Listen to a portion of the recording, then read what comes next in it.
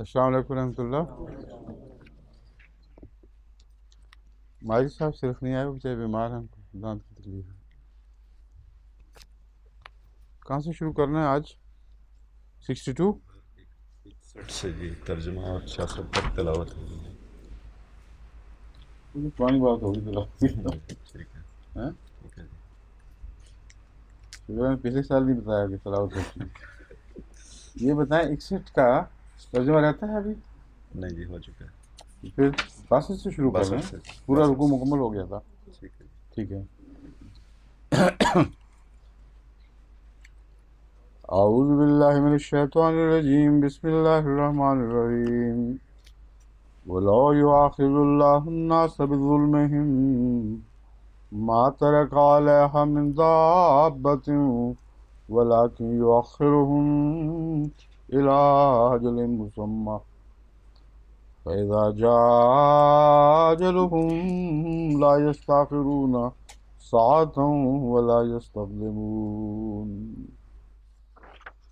وَيَجْعَلُونَ لِلَّهِ مَا يَكْرَهُونَ وَتَصِفُ أَلْسِنَتُهُمُ الْكَذِبَ أَنَّ لَهُمُ الْحُسْنَىٰ لَا جَرَمَ أَنَّ لَهُمُ النَّارَ وَأَنَّهُمْ مُفْرَطُونَ. تَاللَّهِ لَقَدْ أَرْسَلْنَا إِلَىٰ أُمَمٍ مِّن قَبْلِكَ فَزَيَّنَ لَهُمُ الشَّيْطَانُ أَعْمَالَهُمْ فهو وليهم اليوم ولهم عذاب أليم. وما أنزلنا عليك الكتاب إلا لتبين لهم الذي اختلفوا فيه وهدى ورحمة لقوم يؤمنون. والله أنزل من السماء ماء فأحيا به الأرض بعد موتها إن في ذلك لآية لقوم يسمعون. وإن لكم في الأنعام لعبرة نسقيكم مما في بطونه من بين فرث ودم لبنا خالصا سائغا للشاربين. ومن ثمرات النخيل والأعناب تتخذون منه سكرا ورزقا حسنا إن في ذلك لآية لقوم يعقلون. وأوحى ربك إلى النحل أن اتخذي من الجبال بيوتا ومن الشجر ومما يعرشون ثم كلي من كل الثمرات فاسلكي سبل ربك ذللا يخرج من بطونها شراب مختلف ألوانه فيه شفاء للناس إن في ذلك لآية لقوم يتفكرون. والله خلقكم ثم يتوفاكم ومنكم من يرد إلى أرذل العمر لكي لا يعلم بعد علم شيئا إن الله عليم قدير. والله فضل بعضكم على بعض في الرزق فما الذين فضلوا براد رزقهم على ما ملكت أيمانهم فهم فيه سواء أفبنعمة الله يجحدون.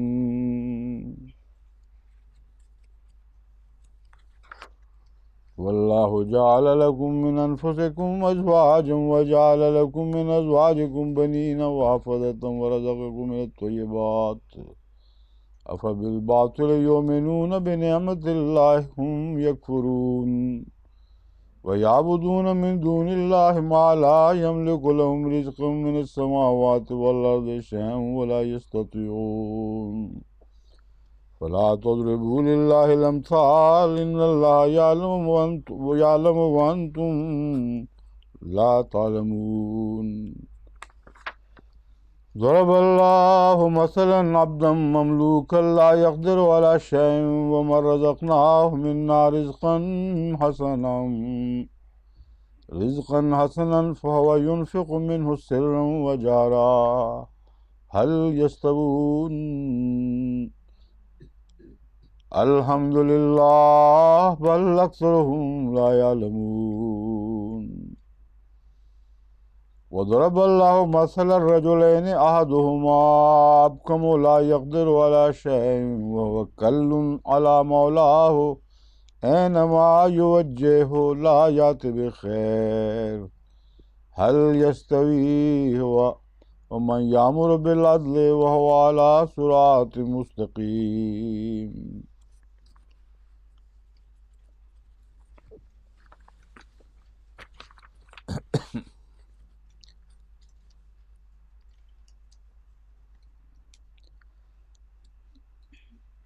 وَلَوْ يُؤَاخِذُ اللَّهُ النَّاسَ بِظُلْمِهِمْ، اور اگر اللہ تعالیٰ لوگوں کو، انسانوں کو ان کے ظلم کے باعث پکڑ لیتا، ان کا مواخذہ کرتا، ما ترک علیہا من دابۃ، تو اللہ تعالیٰ زمین پر کسی جاندار کو، چلنے پھرنے والے جاندار کو باقی نہ چھوڑنے دیتا، ولیکن یؤخرہم الی اجل مسمى، لیکن وہ انہیں ایک معین مدت تک زندہ رکھتا ہے، یا یؤخرہم، ان کی اجل کو، ان کی موت کو معین مدت تک ایک معین مدت تک ٹال دیتا ہے۔ فَإِذَا جَاءَ أَجَلُهُمْ، بس جب وہ معین مدت کا وقت آ جائے گا، لا يستاخرون ساعة ولا يستقدمون، تو ایک لمحہ بھی نہ پیچھے جا سکیں گے اور نہ پہلے آ سکیں گے، یعنی اس معین وقت کو سے نہ آگے نکل سکیں گے نہ پیچھے ہٹ سکیں گے۔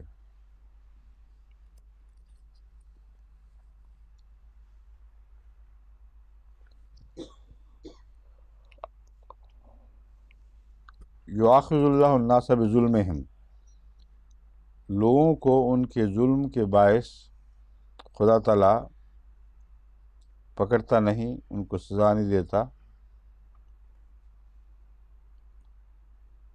کیونکہ اگر خدا یہ فیصلہ اللہ تعالیٰ یہ فیصلہ فرماتا کہ لوگوں کو ان کے ظلم کی وجہ سے پکڑا جائے تو زمین پر کوئی جاندار باقی نہ رہنے دیتا۔ یہ کیا وجہ ہے؟ ظلم انسان کرے اور بھگتے جاندار۔ یہ میں پہلے بھی کئی دفعہ سمجھا چکا ہوں، صرف پوچھنا چاہتا ہوں کہ یاد ہے یا بھول گئے ہیں کیا کہا تھا میں نے؟ یاد ہے آپ کو؟ بتائیں۔ باقی جو جاندار ہیں وہ انسان کے لیے غلط، باقی جاندار جو ہیں وہ اپنی ذات میں مقصود نہیں ہیں، اور جو ایوولوشن کا نظریہ ہے اس کا جواب ہے اس میں اصل میں۔ جو لوگ ارتقاء کے قائل ہیں وہ سمجھتے ہیں کہ جاندار اپنی ذات میں اپنے حق پر پیدا ہوئے ہیں، اور اتفاقاً ترقی کرتے کرتے ہر جوڑ پر جو ایک نوع کا دوسری نوع سے ہوا ہے، اتفاقی حالات یا حادثات کے نتیجے میں اگلی نوع پیدا ہوئی ہے۔ گویا ہر نوع اپنی ذات میں آنے کی حقدار تھی، اور بڑھتے بڑھتے ان اتفاقات کے نتیجے میں زندگی کا سفر ادنا سے اعلیٰ حالت کی طرف جاری رہا، یہاں تک کہ انسان پیدا ہو گیا۔ اگر یہ بات ہے تو انسان ایک اتفاقی حادثہ بھی ہے، انسان بھی ایک اتفاقی حادثہ ہے، اور اس سے پہلے کوئی پلان نہیں ہے، کوئی ڈیزائن نہیں ہے، کوئی مقصد نہیں ہے۔ تو ہر جوڑ اپنی ذات میں الگ حق رکھتا ہے۔ یہ ظلم ہوگا کہ ایک کی غلطی کی وجہ سے دوسرے کو بٹایا جائے، لیکن اگر مقصود انسان ہو اور یہ اس تک پہنچنے کی منازل ہوں، تو پھر اگر مقصود ناکام ہو جائے تو منازل بیکار ہو جائیں گی، اس لیے ان کا مٹانا ایک لازمی اور طبیعی چیز ہے۔ صرف یہ بحث نہیں ہے کہ انسان کی خاطر ان کو پیدا کیا گیا ہے، کیونکہ انسان نہیں رہے گا تو اب ان کی کیا ضرورت ہے۔ سوال یہ ہے کہ اپنی ذات میں وہ پیدا کرنا مقصود نہیں تھی چیزیں۔ تبھی قرآن کریم میں اللہ تعالیٰ فرماتا ہے جب ہم نے خلیفہ بنانے کا فیصلہ کیا تو اصل مقصد صرف آدم کی پیدائش ہی نہیں بلکہ آدم کے بعد ترقی کر کے اس کا باخدا ہونا دراصل یہ آخری مقصود ہے۔ جب اس مقصد کو اس نے حاصل نہیں کیا اور بیکار گیا تو پہلی ساری چیزیں تو ذرائع تھیں وہ بے معنی ہو گئی ہیں، اس لیے ان کا مٹا دینا لازم ہے، اس میں کوئی ظلم کا سوال نہیں ہے۔ تو یہ بہت ہی گہرا جواب ہے اس کا ارتقائی نظریے اندھے ارتقاء کے قائلوں کے لیے، کہ ہرگز اندھا ارتقاء نہیں ہے، ایک بامقصد ارتقاء تھا۔ جو ابتدائی منازل تھیں وہ بھی اتفاقاً پیدا نہیں ہوئیں اور آخری بھی اتفاقاً پیدا نہیں ہوئی۔ آخری منزل کے لیے یہ رستہ تھا جس میں سے بہرحال زندگی کو گزرنا تھا، بس جب آخر فیل ہو گیا تو پچھلی ساری چیزیں بیکار گئیں۔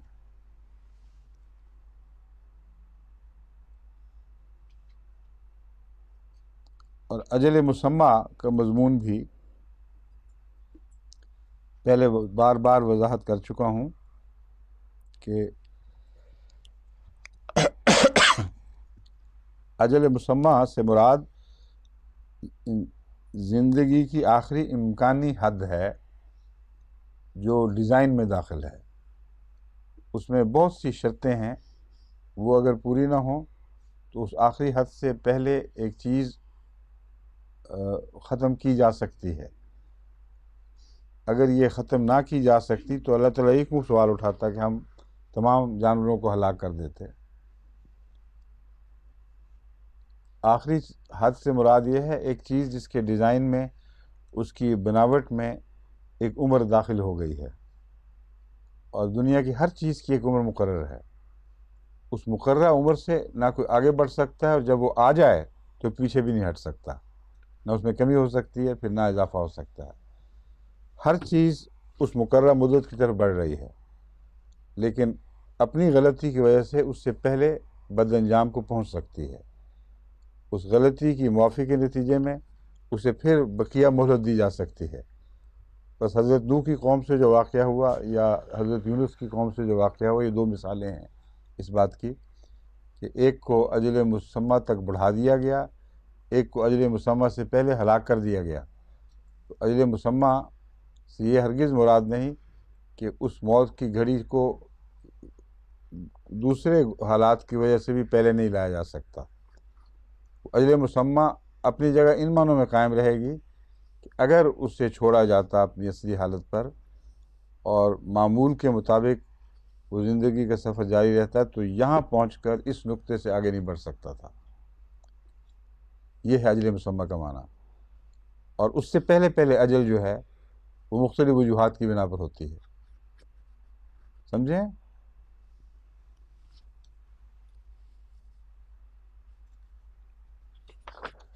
وَيَجْعَلُونَ لِلَّهِ مَا يَكْرَهُونَ وَتَصِفُ أَلْسِنَتُهُمُ الْكَذِبَ أَنَّ لَهُمُ الْحُسْنَى۔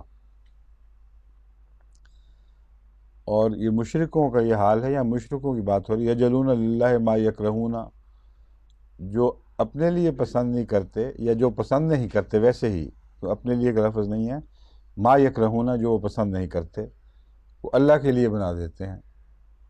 وتصف السنتہم الکذب، اور ان کی زبانیں جھوٹی باتیں بناتی ہیں۔ ان لہم الحسنی، کہ ان کے لیے بھلائی ہے، ان کے مقدر میں تو بھلائی ہے۔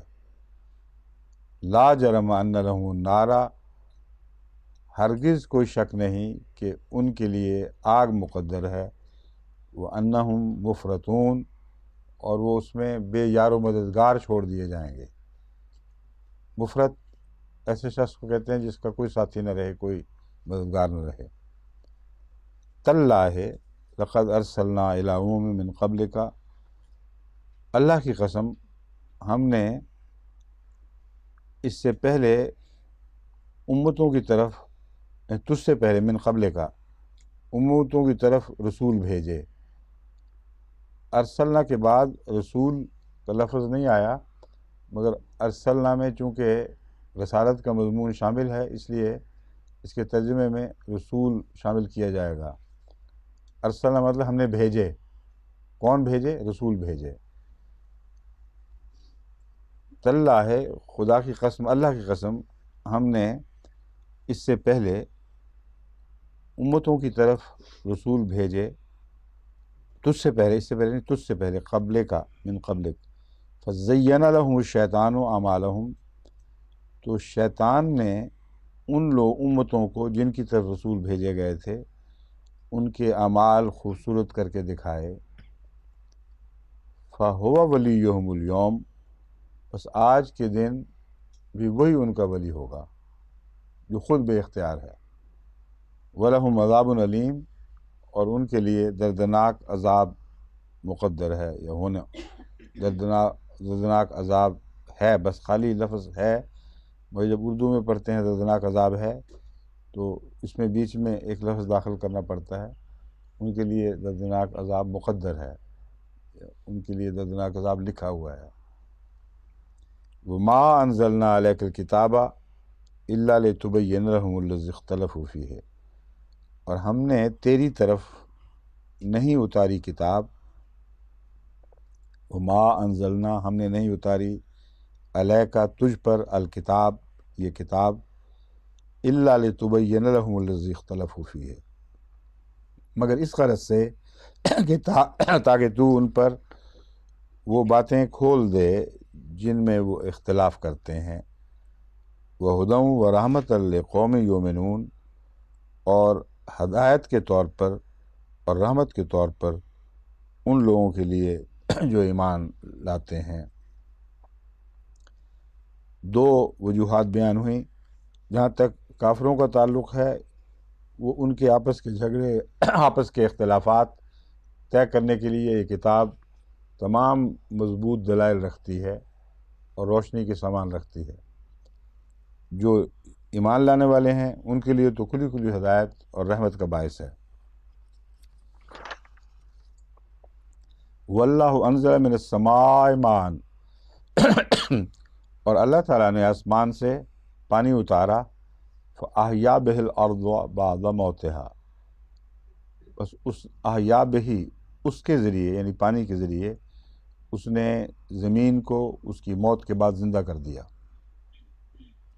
ان فی ذلک لآیۃ لقوم یسمعون، اس بات میں ایک بہت بڑا نشان ہے ان لوگوں کے لیے جو سنتے ہیں۔ جہاں تک زمین سے زندگی کا پیدا ہونا ہے اس میں سننے کا کوئی سوال نہیں ہے، کوئی سنے نہ سنے اس کو دکھائی دیتا ہے، بس یہ مضمون کا رخ پلٹا ہے، ایک اور معنی کی طرف توجہ دلانے کی خاطر بتایا گیا ہے کہ جب ہم آسمان سے پانی کی بات کرتے ہیں تو اول مقصود روحانی پانی ہے، اور دنیاوی پانی ایک مثال کے طور پر تمہاری رہنمائی کے لیے، تمہیں یہ سمجھانے کے لیے کہ پانی کی کیا اہمیت ہے بیان کیا جاتا ہے، مگر اصل اعلیٰ مقصد روحانی پانی کی طرف توجہ پھیرنا ہے۔ اگر یہ بات نہ ہوتی تو یسمعون کی بحث بے تعلق تھی۔ فرماتا ہے ہم پانی آسمان سے اتارتے ہیں اور زمین کو زندہ کر دیتے ہیں، یعنی وہ دنیاوی لوگ جو زمینی ہو چکے ہیں ان کے لیے زندگی کا سامان لے کر وہی اترتی ہے، مگر وہی لوگ فائدہ اٹھاتے ہیں جو سنتے ہیں، مگر زمین تو سنتی نہیں، اس لیے زمین والی بات اپنی جگہ ختم ہو گئی۔ پھر نیا مضمون جو شروع ہوا ہے اس کے حوالے میں، اس کے آخر پر یہ آتا ہے لقوم یسمعون، جو سننے والے لوگ ہیں وہی اس آسمانی پانی سے فائدہ اٹھائیں گے۔ وَإِنَّ لَكُمْ فِي الْأَنْعَامِ لَعِبْرَةً، اور زندگی کی مثالوں میں ہمیشہ خدا تعالیٰ نے کچھ نصیحتیں رکھی ہوئی ہیں، کچھ سبق آموز باتیں ہیں۔ فرمایا دیکھو تمہارے لیے جانوروں میں بھی عبرت ہے، یعنی سبق آموز باتیں ہیں۔ لعبرہ میں واحد استعمال ہوا ہے لفظ، مگر لعبرہ بمانا سبق آموز باتیں ہیں، ایک واحد عبرت مراد نہیں ہے۔ عبرت جنس کے لفظ کے طور پر جب استعمال کیا جائے تو اس میں جمع کے معنی داخل ہو جایا کرتے ہیں۔ بس تمہارے لیے یقیناً چوپاؤں میں سبق آموز باتیں ہیں۔ نسقیکم مما فی بطونہ، ہم تمہیں پلاتے ہیں اس سے جو اس کے پیٹ میں ہے، من بین فرث و دمن، گوبر اور خون کے درمیان، لبناً خالصاً، صاف ستھرا پاکیزہ دودھ، سائغا للشاربین، پینے والوں کے لیے لذت کے سامان رکھتا ہے، آسانی سے گلے سے اتر جانے والا۔ سائغن کہتے ہیں جو آسانی سے اتر جائے اور پسندیدہ ہو۔ مشروب وہی آسانی سے گلے سے اترتا ہے جو پسندیدہ ہو۔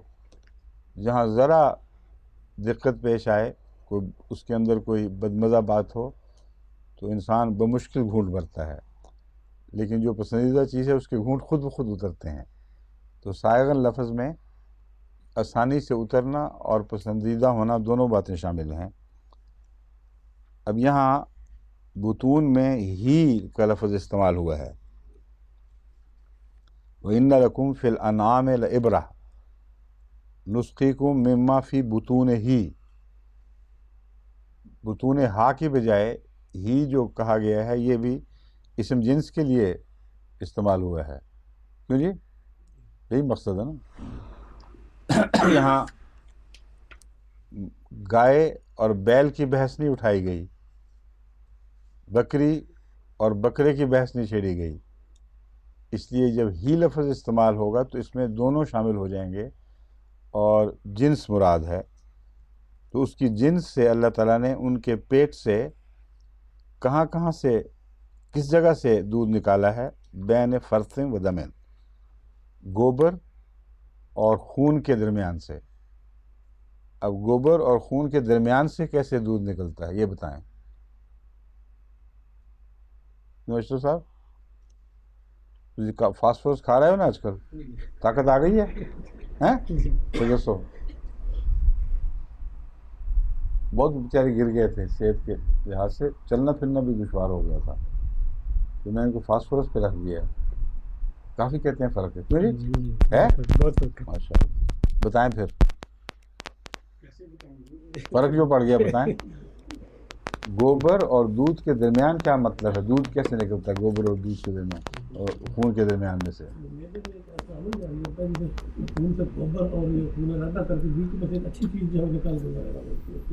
کہاں سے نکالتا ہے؟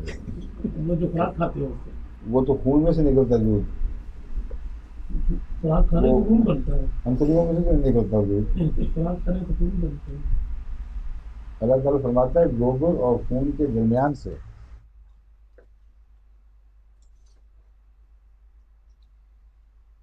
اب بتائیں کیوں جی؟ امام صاحب کچھ مسکرا رہے ہیں، کچھ ہے بات؟ اگر آپ نے نہ بتایا تو آپ کی بیگم صاحب بتا دیں گی، پھر نہ کہنا کہ شرمندگی ہوئی مجھے۔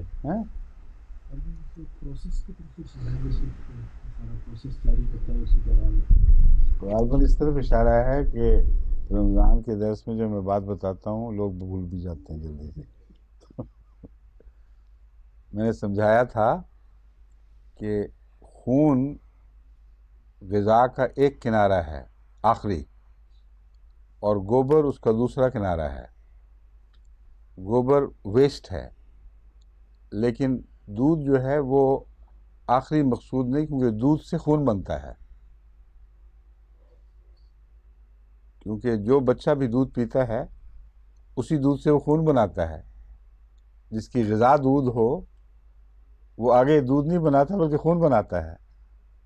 تو اس کا مطلب یہ ہے کہ خون آخری مقصود ہے جس سے تمام زندگی کی توانائی حاصل ہوتی ہے، بدن کی ہر چیز خون سے پیدا ہوتی ہے، اور دودھ اس ابتدائی غذائی حالت کا نام ہے جو خون بنانے کے لیے خدا تعالیٰ نے مقدر فرمائی ہے۔ بس گوبر اور خون کے درمیان کی منزل دودھ ہے۔ اور یہ خدا تعالیٰ نے نظام جاری فرمایا ہے کہ دودھ بنا کر اسی سے خون بنانے کے سارے سامان ہوں، اور جو فضلہ اس میں باقی رہ گیا ہے وہ پھر گوبر بن جائے۔ تو صاف پتہ چلا کہ اس میں خون کی حالت بھی ہے اور گوبر کی حالت بھی ہے۔ دودھ پینے والے بچے سراسر دودھ کو خون تو نہیں بنا دیا کرتے، ان کا فضلہ نکلتا ہے، جس کا مطلب ہے اس میں فضلہ بھی شامل ہے اور خون بھی شامل ہے۔ دوبارہ پھر صفائی ہوتی ہے تو فضلہ الگ ہو جاتا ہے اور خون الگ ہو جاتا ہے۔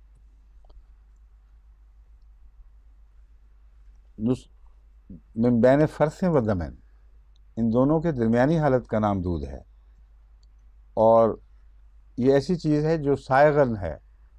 اگر محض خون سے ہی خون لیا جاتا تو وہ سائغن نہیں تھی، وہ تو حرام کیا ہوا اللہ تعالیٰ نے، اس سے تو انسانی اخلاق بھی بگڑ جاتے ہیں۔ اس لیے زندگی کو قائم رکھنے کے لیے دودھ کی حالت کا پیدا کرنا ایک بہت ہی اعلیٰ نظام ہے۔ ومن ثمرات النخیل والعناب، اور کھجوروں کے پھلوں میں سے اور انگوروں میں سے، تتخذون منہ سکرا ورزقا حسنا، تم ان میں سے شراب بناتے ہو، نشہ آور چیزیں بناتے ہو، ورزقا حسنا، اور رزق حسن بھی ہے۔ ان فی ذلک لآیۃ لقوم یعقلون، یقیناً اس میں ایک بہت بڑا نشان ہے ایسی قوم کے لیے جو عقل رکھتے ہیں۔ اب سوال یہ اٹھتا ہے کہ نخیل اور عناب کو نعمتوں کے طور پر پیش فرمایا جا رہا ہے اور نتیجہ سکرن بیان ہوا ہے جو حرام ہے، تو پھر یہ خدا کا کیا احسان ہوا کہ سکرن کا ذکر فرمایا بطور نعمت کے، اور بعد میں فرمایا ورزقا حسنا، اور رزق حسن بھی۔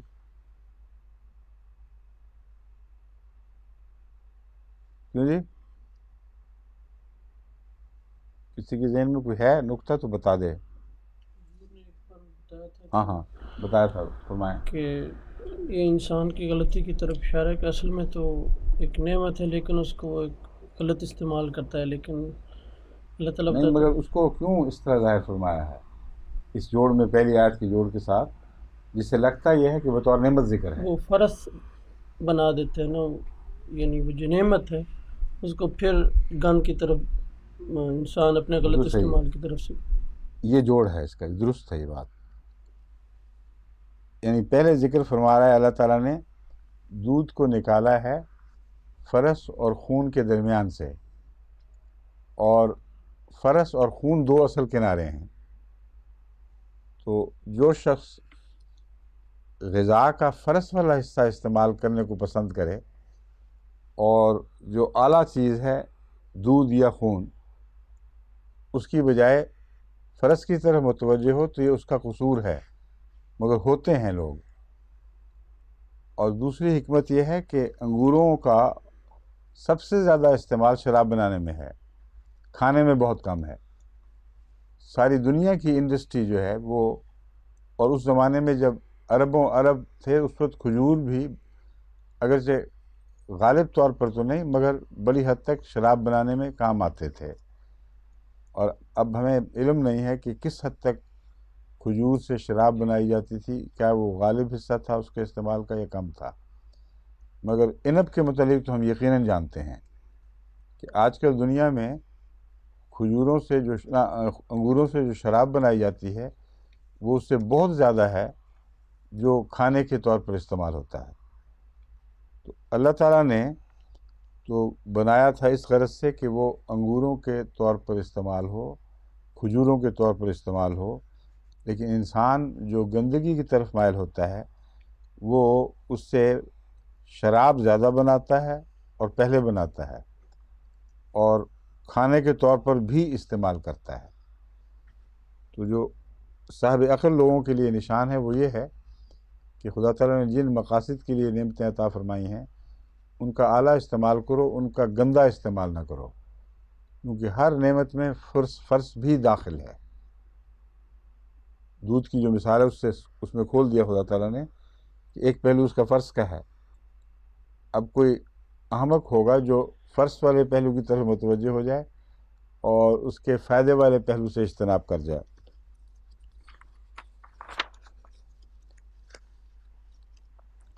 لیکن مکھی ایسی نہیں.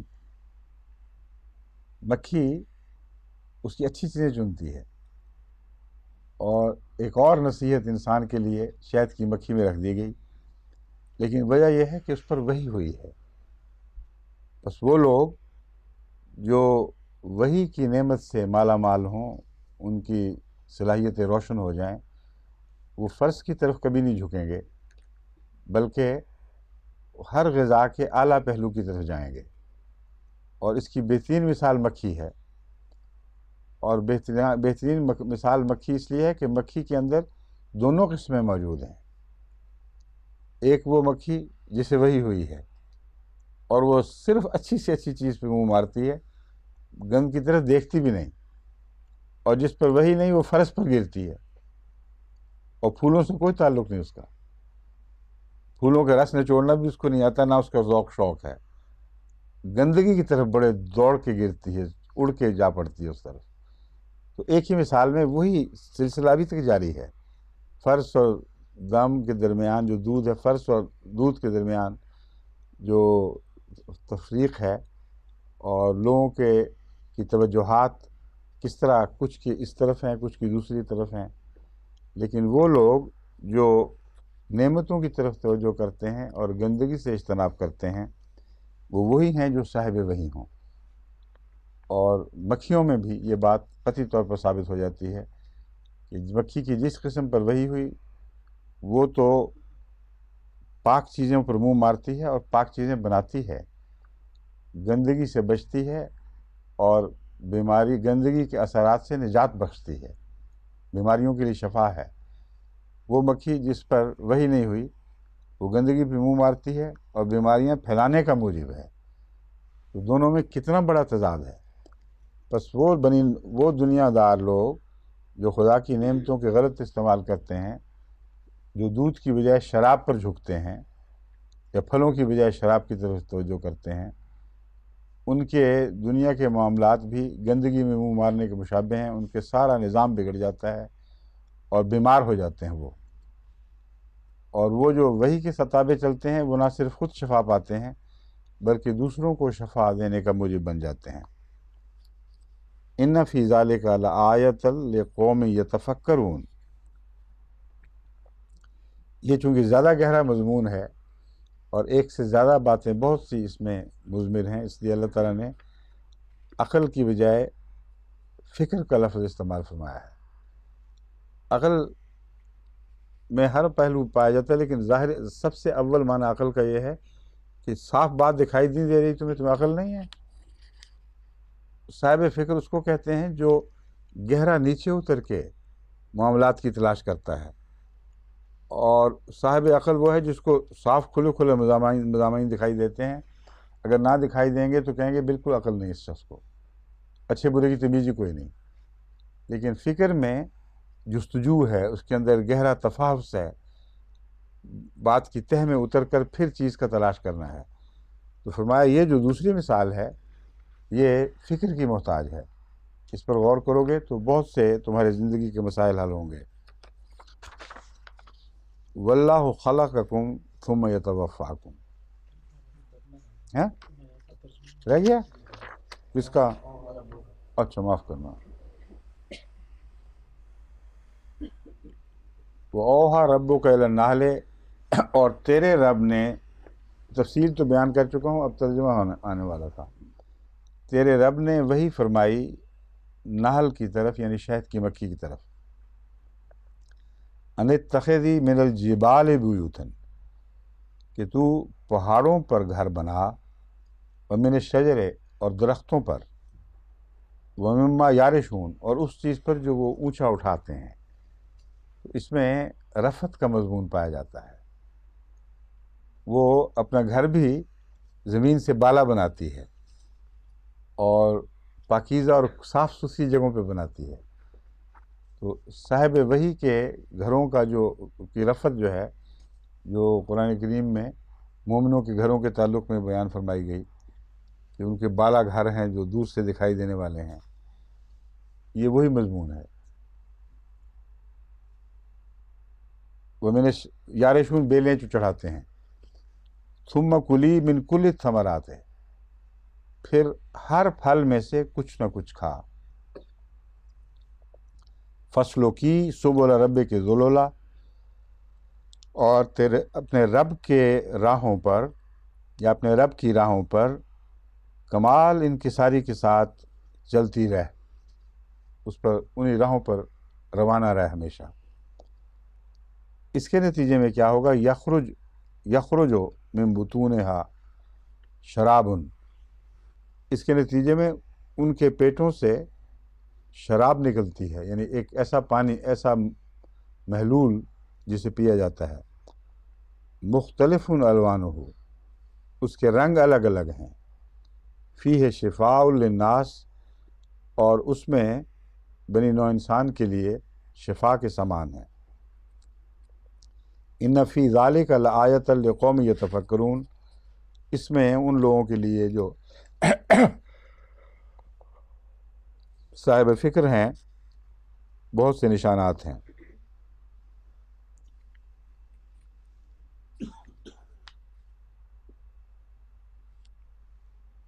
ان کے رنگ کیوں مختلف ہیں، ان میں رنگوں کا شفا سے کیا تعلق ہے، یہ ساری باتیں میں پہلے بھی متوجہ کر چکا ہوں کہ احمدی سائنسدانوں کا کام ہے کہ اس کی جستجو کریں، تحقیق کریں کہ شہد میں مختلف رنگ کس چیز پر دلالت کرتے ہیں، ان کا بیماریوں سے کیا تعلق ہے۔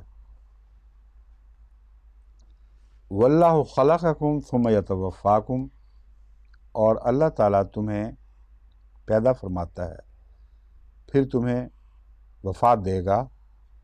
وَمِنْكُم مَّن يُرَدُّ إِلَىٰ أَرْذِلِ الْعُمُرِ، اور تم میں سے وہ بھی ہیں جنہیں ارض العمر کی طرف لوٹا دیا جائے گا، یعنی ایسی عمر جس میں انسان حواس کھو بیٹھتا ہے، اور جب اس کے اعضاء انحطاط پذیر ہو جاتے ہیں، ان میں ایک انحطاط اور کمزوری واقع ہو جائے اور ہونی شروع ہو جائے، یہاں تک کہ پھر وہ حواس بھی اس کے کیا کہتے ہیں مخبوط الحواس ہو جائے، مختل ہو جائیں۔ مختل تو زیادہ اور قسم کے ہیں، اس کے حواس میں بھی توازن نہ رہے باقی، اور توانائی نہ رہے، نظر کمزور، قوت شامہ کمزور، قوت سامعہ کمزور، تو تمام وہ چیزیں جو زندگی کا نشان ہیں وہ موت کی طرف مائل ہو جائیں، خود ابھی زندہ ہو اور یہ صلاحیتیں مر رہی ہوں، یہاں تک کہ وہ بیچارہ ایک خام خواہ ڈھانچہ سا رہ جائے۔ وہ کون سا شعر ہے فائزہ؟ اب ہم بھی جانے والے ہیں، سامان تو گیا ہیں، تاب و توان، ہوش و حواس تاب و توان جا چکے ہیں سب، یہ انشاء کا ہے، کہتا ہے ہوش و حواس تاب و تواں، ہوش حواس طاقت اور توانائی جا چکے ہیں سب، اب ہم بھی جانے والے ہیں، سامان تو گیا، ٹانگا کھڑا ہے باہر ہے اور کیسا خوبصورت نقشہ کھینچا اس زمانے کا۔ قادیاں میں بھی اس سے ہوا کرتا تھا، جب چلتے تھے نا تو سامان باندھ رہے ہیں، ٹانگوں پہ لگ گیا کہ جو یہ سامان لگ گیا، آ جاؤ اب تم بھی۔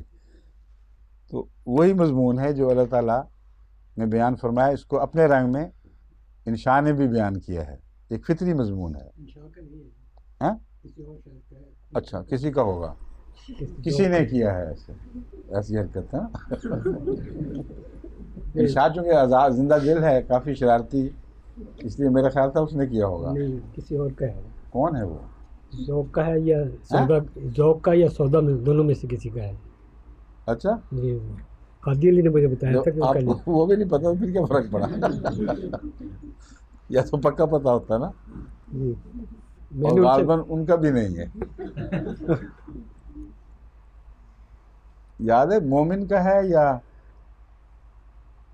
اگر کلاسیکل شاعروں میں سے ہے تو پھر وہ ہیں کیا یاد نہیں. چیک کرنا وہاں پڑھا ہوگا، میری چھوٹی چھوٹی کتابیں ہیں انہوں نے لکھا ہوگا کہیں. تو شاعر بے تعلق ہے اس میں، اصل مضمون ہے. مضمون بہت اچھا بیان کر گیا کہ ہوش و حواس تاب و تواں جا چکے ہیں سب، اب ہم بھی جانے والے ہیں، سامان تو گیا. ہیں کیا ٹانگیں میں پڑا ہوا سامان. ٹانگیں گئی؟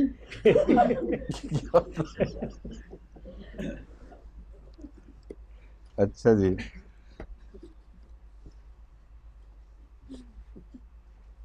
لکھا لا یعلم بعد علم شیئا، وہی مضمون ہے حواس کے جانے کا، تاکہ علم حاصل کرنے کے باوجود علم کھونا شروع کر دے، اپنی انتہا سے مائل بتنزل ہو جائے اور جو کچھ اس نے پایا تھا وہ کھونا شروع کر دے. یہ حالت ہو جائے تو ازل العمر کہلاتی ہے. پھر وہ یعنی جب یہ حالت اپنی انتہا کو پہنچ جائے تو اسے ازل العمر کہتے ہیں. ان اللہ علیم قدیر، اللہ تعالیٰ یقیناً صاحب علم ہے، یعنی اس کا علم ہمیشہ رہنے والا ہے، اس کا علم کبھی زائل نہیں ہوتا. اور قدیر اور صاحب قدرت بھی ہے، اس کی توانائی بھی نہیں جاتی. واللہ فضل بعضکم علی بعض فی الرزق، مختلف قسم کے رزقوں کا بیان تھا. فرمایا اللہ تعالیٰ نے تم میں سے بعض کو بعض پر رزق کے اعتبار سے فضیلت بخشی ہے. فَمَا الَّذِينَ فُضِّلُوا بِرَادِّ رِزْقِهِمْ عَلَىٰ مَا مَلَكَتْ أَيْمَانُهُمْ، بس وہ لوگ جنہیں رزق کی فضیلت عطا فرمائی گئی، کیا وہ ان کو جو ان کے ماتحت ہوں یا ان کے غلام ہوں ان کو وہ رزق دیں گے یا ان کی طرف رزق لوٹا دیں گے؟ فَهُمْ فِيهِ سَوَاءٌ، اس حد تک کہ گویا وہ بالکل برابر ہو جائیں. یعنی کمیونزم کا جو کانسیپٹ ہے اس کا رد ہے کہ تم جو مرضی کوشش کر لو، انسانی فطرت کے خلاف ہے. یہ ناممکن ہے کہ انسان اپنے رزق میں دوسروں کو برابر کا شریک کر سکے. اب یہ ایسا حتمی اعلان ہے جس کی سچائی ابھی ہم نے آنکھوں سے دیکھ لی ہے. اشتراکی نظام اپنے پورے عروج پر آ کر بھی یہ بات نہ پیدا کر سکا. ان کے بڑوں کی ہاتھ میں جو طاقت تھی، انہوں نے اپنے لیے بہت زیادہ رزق اکٹھا کیا ان کے مقابل پر جن کے نام پر انہیں طاقت بخشی گئی. تو فطرت انسانی کے خلاف کوئی دنیا کی کوشش کامیاب نہیں ہو سکتی، اس نے ضرور ناکام ہونا تھا. اور دیکھیں چیلنج ہے بڑا پرانا اس زمانے کا، کبھی بھی نہیں ہوگا ایسا. افبنعمت اللہ یجحدون، بس کیا وہ اللہ کی نعمت کا انکار کرتے ہیں؟ واللہ جعل لکم من انفسکم ازواجا وجعل لکم من ازواجکم بنین وحفظا، اور اللہ نے تمہارے لیے تمہارے اپنی جنس سے جوڑے بنائے، وجعل لکم من ازواجکم، اور تمہارے لیے بنائے تمہارے جوڑوں میں سے بنینا وحفظا. اس کا ترجمہ بنین کا عموماً بیٹے اور حفظہ کا مطلب پوتے کیا جاتا ہے، مگر کیا عورتیں نہیں پیدا کی اللہ تعالیٰ نے؟ اور جب ازواج پیدا ہوئے ہیں، اور ازواج دونوں طرف برابر لگتا ہے، مرد کی طرف بھی اور عورت کی طرف بھی، تو ان کا ذکر غائب کیسے ہو گیا؟ اصل میں یا بنی آدم جب اللہ تعالیٰ فرماتا ہے تو اس میں لازماً لڑکیاں بھی شامل ہوتی ہیں، عورتیں اور مرد دونوں شامل ہوتے ہیں. ترجمہ کرنے والے عموماً صرف ایک کر دیتے ہیں، اور ان کو تو شاید ذہن میں ہو کہ کیا مراد ہے، لیکن جو ترجمہ پڑھنے والے ہیں باہر دوسرے لوگ، ان کو دھوکہ لگ جاتا ہے اور وہ اعتراض کرتے ہیں کہ اللہ تعالیٰ صرف مردوں کی بات کرتا ہے. ایک یہودی عالم نے ایک کتاب لکھی ہے عرب مائنڈ، اس میں اس نے ان آیتوں کے حوالے سے بھی بات کی ہے کہ ان کا خدا بھی صرف مردوں کی بات کرتا ہے. تو عربوں کو جو بیٹوں کی عربوں کے دلوں میں جو بیٹوں کی اہمیت اور لڑکیاں بالکل بے معنی ہو گئی ہیں ان کے لیے، یہ اس کی وجہ یہ ہے کہ تعلیم ہی ان کی یہ ہے. وہ غلط ترجمہ کرنے والوں کی وجہ سے لوگ دھوکہ بھی کھا جاتے ہیں بعض جانتے ہوئے بھی دھوکہ دیتے ہیں کھانے کی بجائے۔ تو یہاں لفظ اصل حقیقت یہ ہے بنین سے مراد اولاد ہے، اور حفدتن سے مراد صرف پوتے نہیں بلکہ دوسری نسل کی اولاد۔ مراد یہ ہے کہ اولاد ہی پیدا نہیں کی بلکہ اولاد کے جاری رکھنے کے سامان عطا فرمائے ہیں۔ جب ایک نسل سے اگلی نسل بڑھتی ہے تو اس کے اندر جو صلاحیت ہے بڑھنے کی اور آئندہ اپنے جنس کو آگے بھیجنے کی، اس کی طرف اشارہ ہے۔ وَرَزَقَكُم مِّنَ الطَّيِّبَاتِ، اور تمہیں طیبات میں سے رزق عطا فرمایا۔ أَفَبِالْبَاطِلِ يُؤْمِنُونَ وَبِنِعْمَتِ اللَّهِ هُمْ يَكْفُرُونَ، بس کیا وہ باطل پر ایمان لے آئیں گے اور اللہ کی نعمت کا انکار کریں گے؟ اب باطل اور نعمت میں فرق وہی ہے جو شکر اور عنب میں ہے، جو دودھ اور فضلے میں ہے، جو پہلے بیان ہو چکا ہے۔ تو کچھ لوگ ایسے ہیں جو باطل اختیار کر لیتے ہیں اور اعلیٰ مقاصد جن کی خاطر کوئی چیز پیدا کی جاتی ہے ان کو نظر انداز کر دیتے ہیں۔ وَيَعْبُدُونَ مِن دُونِ اللَّهِ مَا لَا يَمْلِكُ لَهُمْ رِزْقًا مِنَ السَّمَاوَاتِ وَالْأَرْضِ، اور سارا جھگڑا ہی رزق کا چل رہا ہے، اس کا صحیح استعمال کریں یا غلط استعمال کریں۔ رزق کی خاطر جیتے ہیں لیکن عبادت اس کی کرتے ہیں جو رزق نہیں دیتا۔ عجیب بیوقوفی کی حد ہے اور ناشکری کی۔ رزق ان کی زندگی کا اعلیٰ مقصد ہے، رزق پر اتنے حریص ہیں کہ اس کو کسی میں شریک نہیں کر سکتے کسی کو اس میں، اور جو رزق دیتا ہے اس کے شریک بنا لیتے ہیں۔ بہت زبردست دلیل ہے شرک کے خلاف، اور ان کی حماقت کو اس سے زیادہ ظاہر خوبصورت الفاظ میں نہیں کیا جا سکتا۔ عجیب پاگل قوم ہے، خود رزق کی خاطر جیتے مرتے برا حال، اور جانتے ہیں کہ ایک قانون قدرت خدا کا جو ہے اس کے سوا رزق نہیں ملتا ان کو۔ عبادت اس کی، وہ مرغی کے متعلق کیا کہتے ہیں، انڈے کہیں اور کیا چیز کڑکڑ کی تھے، ایک دوسرا ہے بیٹھیں کہیں اور انڈے کہیں۔ تو یہ بیٹھوں والا مضمون ہے کہ بیٹھوں پہ گرتے ہیں ایسے، لیکن انڈے کہیں اور رہ جاتے ہیں۔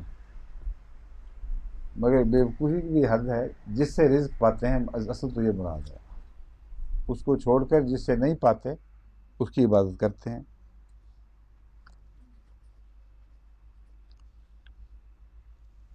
ولا یستطیعون، اور کوئی طاقت بھی نہیں رکھتے کسی قسم کی،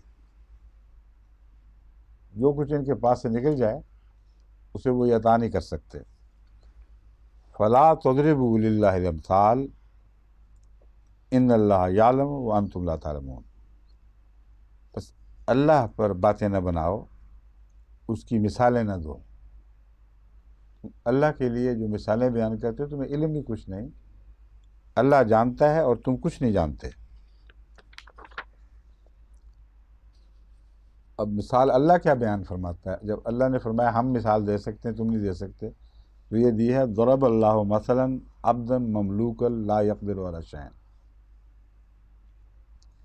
اللہ تعالیٰ ایک ایسے غلام کی مثال دیتا ہے جو کسی کی ملکیت ہو، لا یقدر علی شیء، کسی چیز پر بھی قدرت نہ رکھتا ہو۔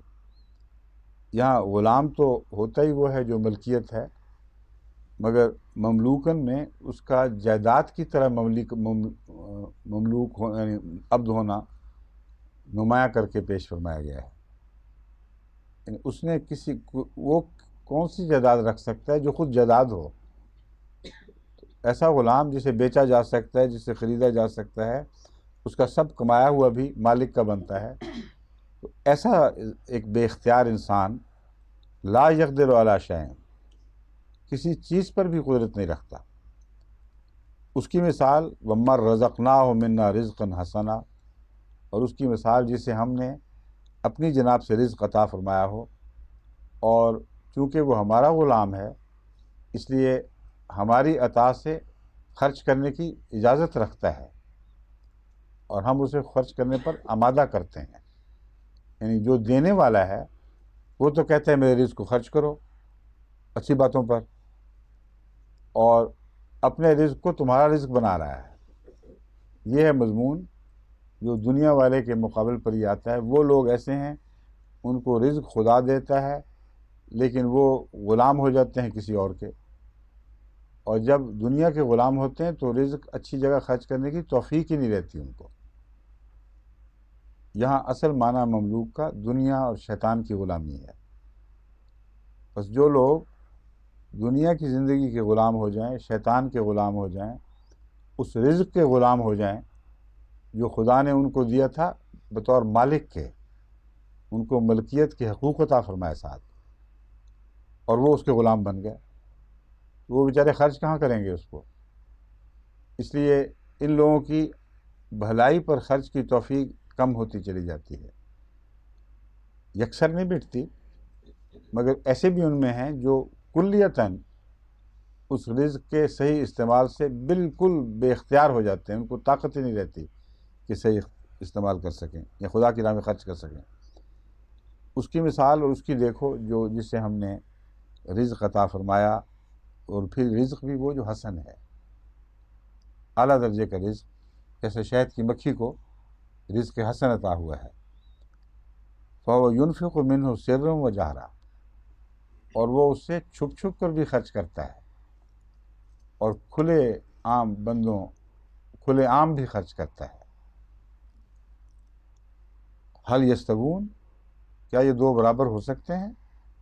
الحمدللہ، سب تعریف اللہ ہی کے لیے ہے.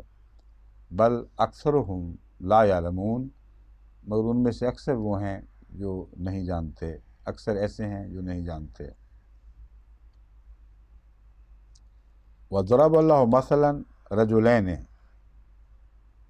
اور اس مثال کے علاوہ ایک اور مثال بھی اللہ تعالیٰ دیتا ہے. مثلا رجلین، دو آدمیوں کی مثال، احدہما ابکم لا یقدر علی شیء، ایک ان میں سے گونگا ہے، وہ کسی چیز پر بھی کوئی قدرت نہیں رکھتا. وہو کل علی مولاہ، اور اپنے مالک پر بھی ایک بوجھ ہے. اینما یوجہہ لا یات بخیر، جس طرف بھی وہ اس کا رخ پھیرے، اسے موڑے، جس طرف بھی اس کے وہ چلائے، لا یات بخیر، وہ بھلائی کے ساتھ واپس نہیں آئے گا، بھلائی لے کر واپس نہیں آئے گا. ایسا شخص جو گونگا اور بے وقوف ہو، اس کو اگر کام کے لیے بھجوایا جائے تو جہاں بھی بھیجا جائے گا وہ بری خبر ہی لائے گا. کبھی پیسے برباد کرائے گا، کبھی کچھ کرائے گا.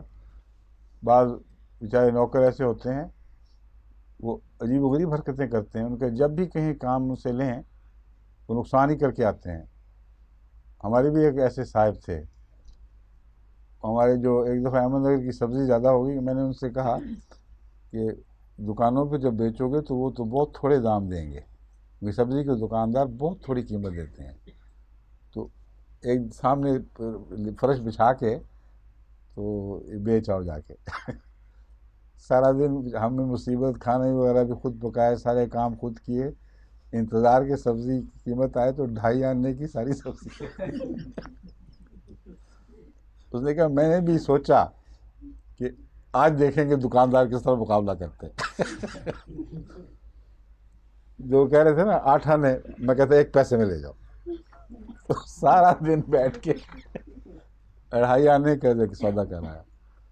تو اور بھی اس قسم کے ہم نے دیکھے ہیں تجربے.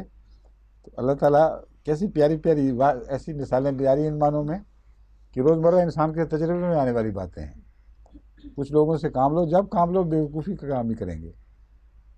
تو فرمایا یہ لوگ جو خدا سے جاتے ہیں یہ دنیا کے بھی نہیں رہتے، اور ایسے ان میں سے ہیں جو جب بھی کام کرتے ہیں کسی کام پر اختیار کوئی نہیں، کوئی عقل، کوئی ہوش نہیں، وہ سارے کام بگاڑ دیتے ہیں.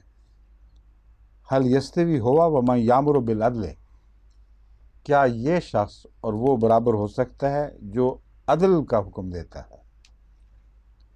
وہ اعلیٰ صراط مستقیم، اور وہ سیدھے راستے پر قائم ہے. اب عدل کے حکم کا اس سے کیا تعلق ہے؟ کیوں جی؟ پہلی بات میں نے اس لیے کھولی تھی کہ آگے عدل آنے والا ہے.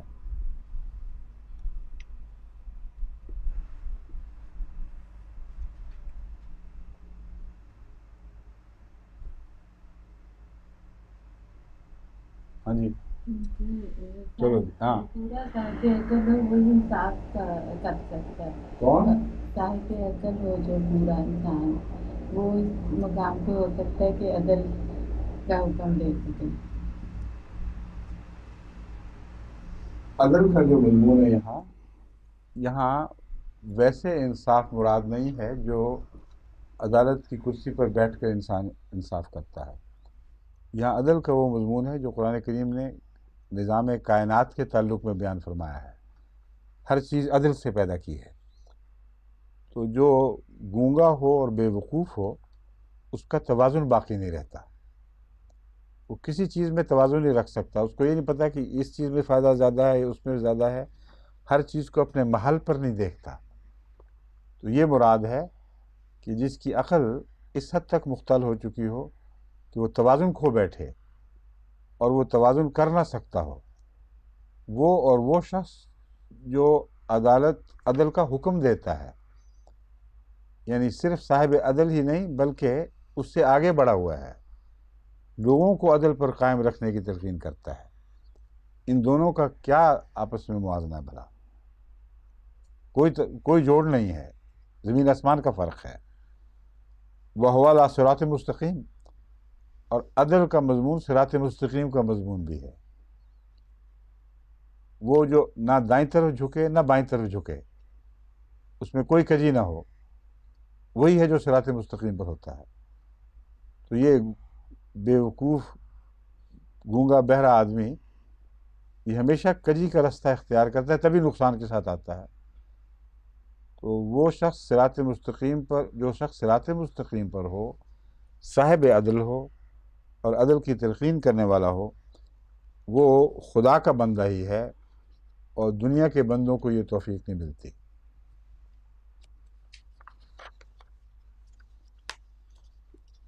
اب وقت بھی ختم ہو گیا نا، اور جو تلاوت کی تھی وہ بھی مکمل ہو گئی. جزاک اللہ. باقی انشاءاللہ کل.